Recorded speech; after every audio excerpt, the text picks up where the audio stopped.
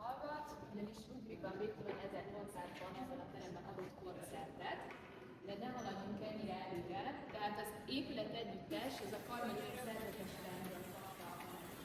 A karmelita szerzetes rend a 12. században alakult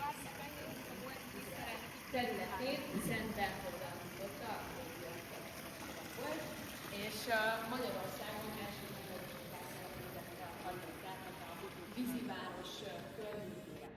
Aztán a majdnem 150 éves török hódoltság után kerültek újra szerzetes rendek itt tulajdonképpen a budai várnegyedbe. Első Lipót volt az, aki engedélyezte, hogy a jezsuiták megkapták a Mátyás templomot, a ferencesek megkapták a Mária templomot.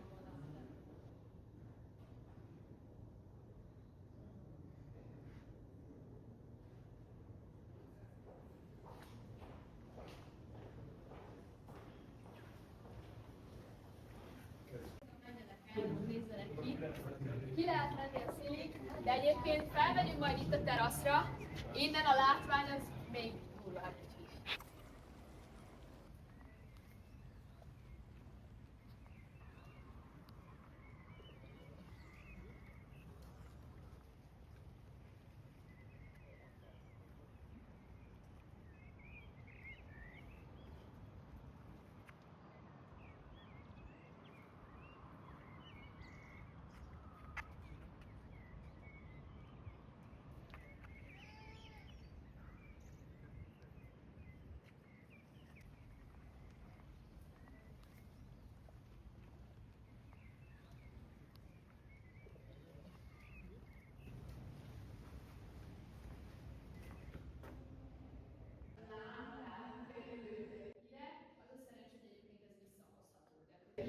Az a szerencs, hogy egyébként ez visszahozható, tehát úgy akarták le, hogy ezt restaurálni lehessen a későbbiekben.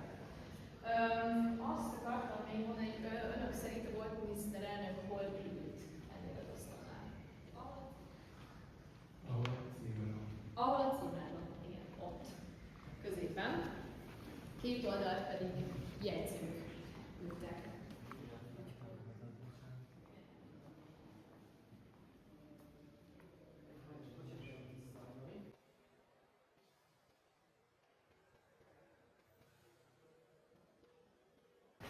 A híressé vált iratmegsemmisítő, ami megvan. A másik dolog pedig nyugodtan olvassák el, és értelmezik,